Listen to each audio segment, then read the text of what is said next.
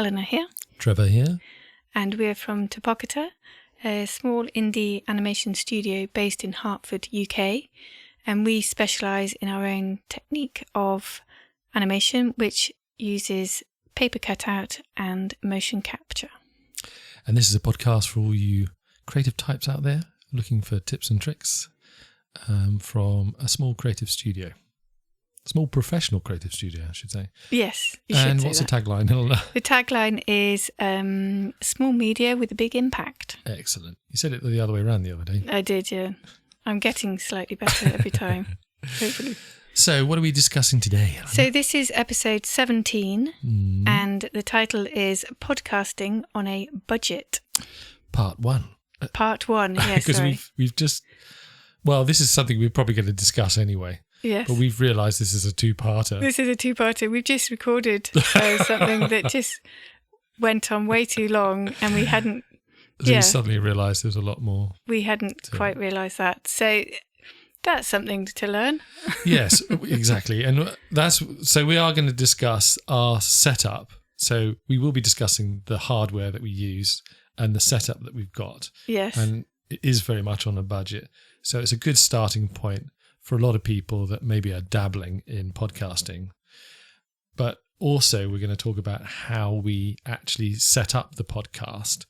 So, you know, in terms of subject and the details within that podcast. And why we do it.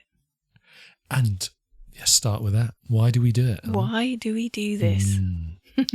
Why? Well, it's very useful for us. It's just for us, really. It's for us. And also it's connecting with people and working out what they might want to listen to, what they might find useful. Mm-hmm. It's all of those things. It is, which makes it a very useful way of encapsulating your own knowledge, really. And that you actually do realise that you know a lot more than you probably think you do. Yeah. And yes, so we can work out, I think it's quite good in terms of marketing for us, if we're honest, because when we are thinking about what we actually put out in terms of marketing, we're very much a working studio, so it's difficult for us as a small studio to keep putting out content, particularly as we're trying to do our in-house work and stuff like that. Mm-hmm. So podcasting for us is a really good regular way of outputting and outreach. And also, outreach as in figuring out our audience and how we can help them, how we can sort of engage them in something that's really useful and enjoyable for them. It forces us, because we're doing this weekly, to actually think about that weekly and do something about it weekly. Yes. And, you know, be engaged. And it's actually a really enjoyable process. Yes. Once you have your setup, which is something that we will also talk about.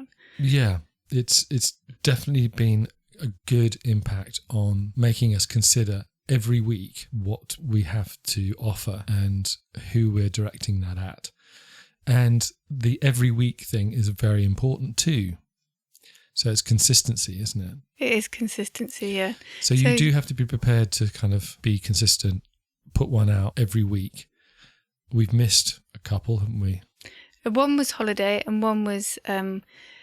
basically, this goes out on a Wednesday and we left recording for various reasons till Tuesday night. Yeah. And it wasn't going to happen at that point. No, you have to have conducive surroundings and not the pressure on in that way. Yeah, and you know, we're a working studio as well, so that we do have to make time obviously for the podcast.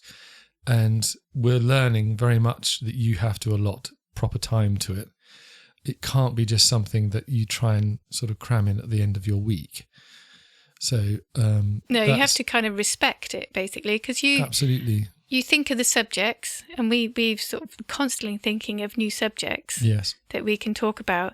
But obviously, there always is a bit more research into what was that person again? Where did I find that out? What else can we find out that will be useful and helpful and expand the subject more? So you do actually have to give some time towards it. Yeah. Research is important. But again, that's also fed into our own work and the knowledge that we've got to go ahead on our own studio work. Yeah. So it's a kind of win-win, really. It is. It's sort of, yes, it very much feeds back into what we do. And so we do have a prompt board, our cork board with sort of post-its and bits of paper stuck to it, which have got various subtopics within the main topic. Yes, so we sort of group it together. So we're generally in agreement about what order.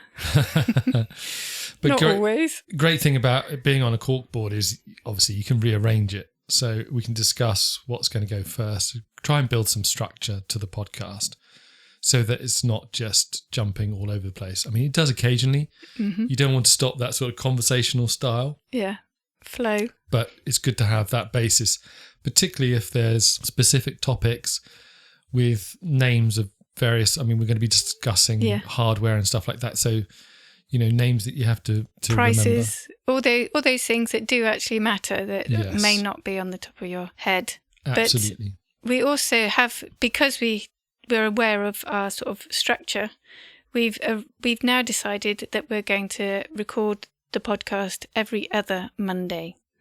So we're allotting a specific day to do 2 sessions at the same, obviously not at the same time, but in the same session. Mm-hmm. Because of the setup that takes and the headspace, but also that means that is giving enough space and time. It's not something that happens every single week, because that does feel too much. And I think that's what happened last time. Yes. We hadn't done 2 sessions together, and it's really hard to keep up if you've missed. Yeah. Because we don't have a permanent setup with the microphones and things. So we've got the microphones on stands and we'll go through all that. But there is a little bit of prep work that goes into a podcast, not least all the research. So to do that every week when you're a working studio, I think that would be too disruptive. It is. It's much better to bunch it together into several 2 at once. Yeah. So the physical setup then, Trevor. The physical setup, yes. Well, we've got 2 microphones, but now our microphones are the same now, because at one point we had different makes of microphone, and you had a field recorder microphone. Yeah. Which is quite a different setup to the microphones that we have now. It was stereo, and it was a bit of a headache to kind of mix that later down the line. So thankfully now we both have the same microphone. Yeah. I'm going to put a link to what microphone it is so that people can have a look. But it's the Myono, if I've said that right, PD200X, which is billed as a podcasting microphone. It's a good entry-level microphone. It gets pretty good reviews. And it's USB, isn't it? So we've got 2 computers, 1 each, and our microphones are plugged into our respective computers. Yep. So you're recording separately onto 2 computers. Then you will be mixing those 2 tracks together later on. Later down the line. About. Yes. So these microphones, if you pay, is it £95? It was £95 each, and that comes with a stand that's a clamp stand. So I think it's about $100. $100, yes, yeah. So we've changed that slightly and clamped it onto other stands, so it's sort of freestanding rather than having to be next to the table. Mm-hmm. But so, and then also on that we've got like a pop filter. So that's for your P's and T's and B's, so they're not buzzy. Yes. Are you going to do an example? Yes, this is with a pop filter. Pop, pop, pop, pop, pop, pop, pop, pop, pop, pop, pop. And this is without the pop filter. Pop, pop, pop, pop, pop, pop, pop, pop, pop, pop. So you can hear. Hopefully. I could hear it. That there is sort of the air that comes from your mouth as you do a P or a B. Push out. That's, a bit windy, a bit breathy on the microphone and a bit disruptive. So the pop filter is a bit like a... It's essentially a pair of tights.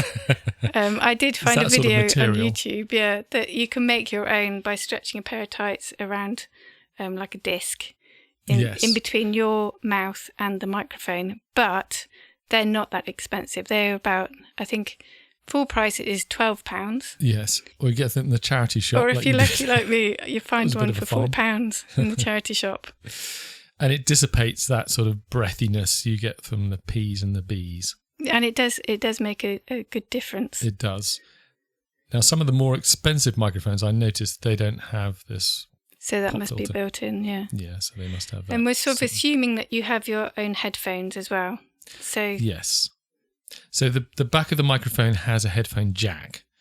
So, and you should be wearing headphones and plug your headphones into the microphone so that you can hear exactly what the microphone is hearing.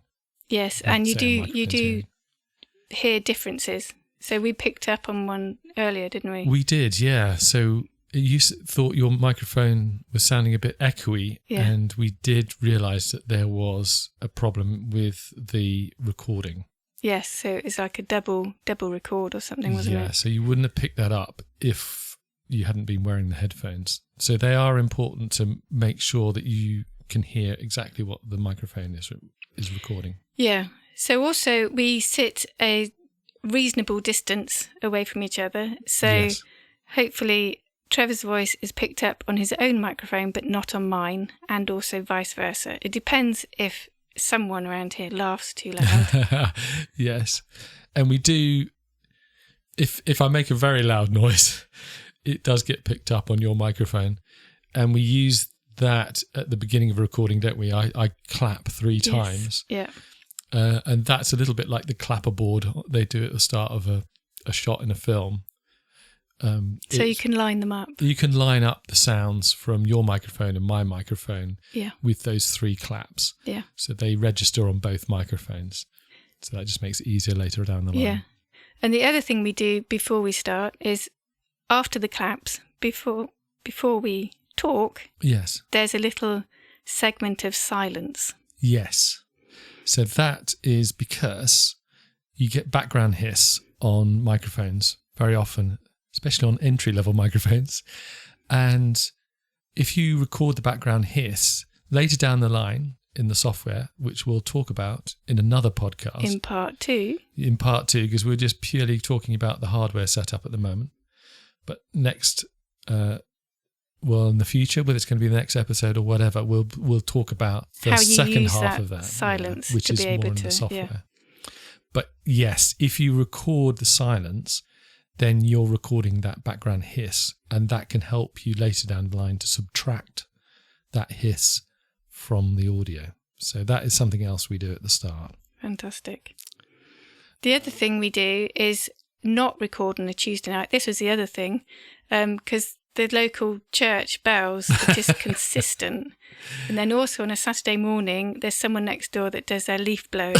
So you really have to look at the calendar and pick your, Mondays are good. Yes. Mondays are a good day. So another thing that's on the microphone is a gain knob. And I think we've talked about gain before. Yes. In a previous podcast. But the gain is essentially how much background noise the microphone picks up. So if the gain is turned all the way up, it will pick up background noises like aeroplanes and police cars or church bells and leaf blowers. Yeah. If you turn it all the way down, not all the way down, but very low, then it only picks up sounds that are very close to the microphone, which is very often when you're podcasting, that's what you want. It means that it's less likely that Eleanor's microphone is going to pick up what I'm saying, and my microphone is going to not pick up what Eleanor's saying. And that helps later down the line in the mixing as well, because you've got 2 distinct tracks that you can adjust the levels of without there being background noise. And he can edit me out. Or if I interrupt Eleanor, I can very often edit myself out of an embarrassing interruption or whatever. Anyway, that's why it's got a gain knob on it, and it means that yes, we can kind of balance the levels a lot better on later on. So we're using USB, aren't we? Yes. And that, when we talked about background hiss, that is inherent a little bit in USB cables. Yeah. Don't touch the cables. That's something else. Don't touch the cables. Don't touch the microphone stand. No. But the cables, this is interesting. Is that because you just saw me do that? Yeah. Yes. So this microphone is good because it does have a different connector as well. So at the moment we're using USB, but eventually we'll move on to XLR cable as well. Yes. What do you want to say? Can I just say something? Yes, I just put my hand up. Yes, because just now, that's a really good instance to say why about the mobile phones. Oh, yes. Well, yeah, that's true. We didn't really realise this before. No, we didn't. But we've since heard that mobile phones can cause electrical interference that contributes to the background hiss. And that's on USB cables rather than these other XLR cables. Yes, so we put our mobile phones outside the room. I mean, one thing that's always good to do anyway is to obviously switch off your mobile phone. You don't want that ringing in the middle of a podcast. We've switched off the landline phone, and because we've got our USB cables plugged into our computers, we've made sure that our computers are switched to do not disturb as well. So you don't want any bings or bongs happening in the middle of a podcast. That's too annoying. But yes, the XLR cables get rid of this background hiss. They've got clever setup within the cable itself. Apparently, yes. Yeah, they've got like a metal net sheath type Faraday setup within the cable that stops any outside interference from mobile phones or anything like that. Which sound great, and I think that's on our shopping list. Yeah. But once you get those cables, obviously you can't plug one of those into the back of the computer. So now you're getting into getting a mixing box or a mixer. Yes. So, which is all of those things added up might be up to about £200. Yes. So that's almost doubling what we've spent. So yes, our setup at the moment, we think, not counting the headphones, is about £220. Yeah. Which is brilliant. Yeah, that's pretty good to start out with. And of course, we're doubling up because there's two of us. So if you're just doing your own podcast, yeah, half price. But I think we benefit from having each other sort of bounce off and have a conversational style. Yes. In the podcast. And if you're on your own, you might want to consider maybe an interview setup. So once again, you've got someone to bounce off. But did we discuss the sort of topics and maybe picking a niche topic? Right. Yes. Yeah. Because I think we and also something that you feel comfortable with. So when you're picking a subject, obviously you've got to be comfortable with the subject, something that you feel you can talk about, and you will realise that you bring expertise to it. But it's also, you don't want to go too broad in your subject. Don't try and appeal to everybody. And then you're more likely to find your audience. Yes. In a place where maybe there aren't so many other podcasts. Yeah. Because there are billions of them out there, aren't there? So just really think what you can do, who you're catering for. So is that a good roundup, Eleanor? Yeah, I think so. Oh, I've just noticed on our corkboard over there. Another reason we have a corkboard is you don't have bits of paper fluttering about. Oh yeah. Well, that all contributes to this background noise, doesn't it? When we started out, we had bits of paper with things to read on, and yeah, that's not conducive to a podcast with rustling paper. It's not, and also then you give the other person a funny look, and then they lose their train of thought, yes, and then it all just goes downhill. So the most important thing is to keep your train of thought. Yes, and keep the pace. Keep the pace. Keep the flow. Keep it nice and back and forth. It's a conversation. It's interesting. So the pace, and the tone, the energy.